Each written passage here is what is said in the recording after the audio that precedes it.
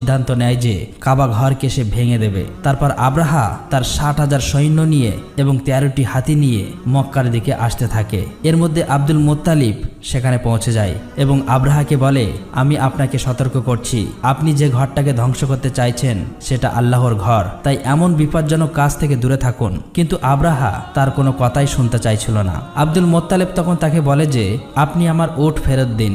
এই কথা শুনে আব্রাহা বেশ অবাক হয়ে যায় এবং বলে যে, আমি আপনাদের প্রিয় উপাসনালয় ধ্বংস করে দিচ্ছি, যেখানে আপনাদের বাবা দাদারাও ইবাদত করে এসেছিল, ফলে আপনাদের মান সম্মান এবং প্রতিপ্রতি সবকিছুই ধুলাই মিশে যাবে। অথচ এই বিষয়ে কোনো চিন্তা না করে আপনি কিনা এসেছেন আপনার উট ফিরিয়ে নিতে। আব্দুল মুত্তালিব তখন বলে, আমি আমার উটের মালিক, তাই আমার উট আমি নিজেই ফেরত নিতে এসেছি, কিন্তু এই মক্কা এবং কাবাঘরের মালিক হলেন আল্লাহ। অবশ্যই আমি নিশ্চিত এই কাবাঘরকে আল্লাহ নিজেই রক্ষা করবেন। উত্তরে আব্রাহা তখন বলে, আজকে আমি এটাও দেখতে চাই কিভাবে তোমার আল্লাহ কাবাঘরকে আমার হাত থেকে রক্ষা করে। এরপরে আব্রাহা আব্দুল মুত্তালিবকে তার উটগুলো ফেরত দেয় এবং আব্দুল মুত্তালিব তার বাড়িতে ফিরে আসে। পরের দিন সকালে আব্রাহা তার হাতি বাহিনীকে নিয়ে মক্কায় প্রবেশ করতে যাচ্ছিল, কিন্তু হাতিগুলো যখন কাবাঘরের সীমানার মধ্যে চলে আসে তখন তারা আর সামনের দিকে এগোতে চাইছিল না। তাদের পাগুলো যেন পাথর হয়ে গিয়েছে এবং কিসে যেন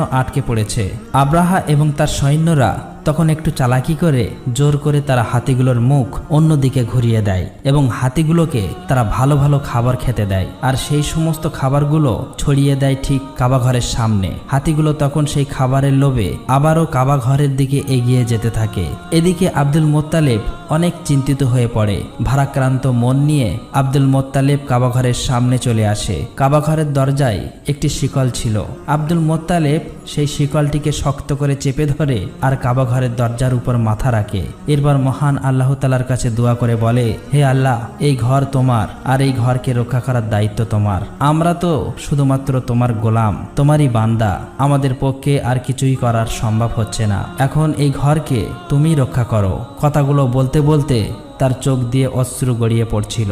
কিন্তু ঠিক তখনই আকাশ থেকে আব্দুল মুত্তালিব একটা আওয়াজ শুনতে পায়, তাই সে ধীরে ধীরে সামনের দিকে এগিয়ে আসে। ঠিক তখনই তিনি দেখতে পায় আকাশ থেকে শত শত আবাবিল পাখি ধেয়ে আসছে মক্কার দিকে। আব্দুল মুত্তালিব এক দৃষ্টিতে পাখিগুলোর দিকে তাকিয়েছিল আর মনে মনে ভাবছিল, এটাই হয়তো আল্লাহর কাছ থেকে প্রেরিত রহমত, যেটা আজ কাবাঘরকে রক্ষা করবে। তা না হলে এত আবাবিল পাখি কেন এখানে আসছে?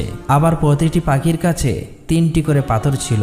একটি পাথর ছিল তাদের মুখে আর বাকি 2টি পাথর ছিল তাদের পায়ে। মুত্তালিব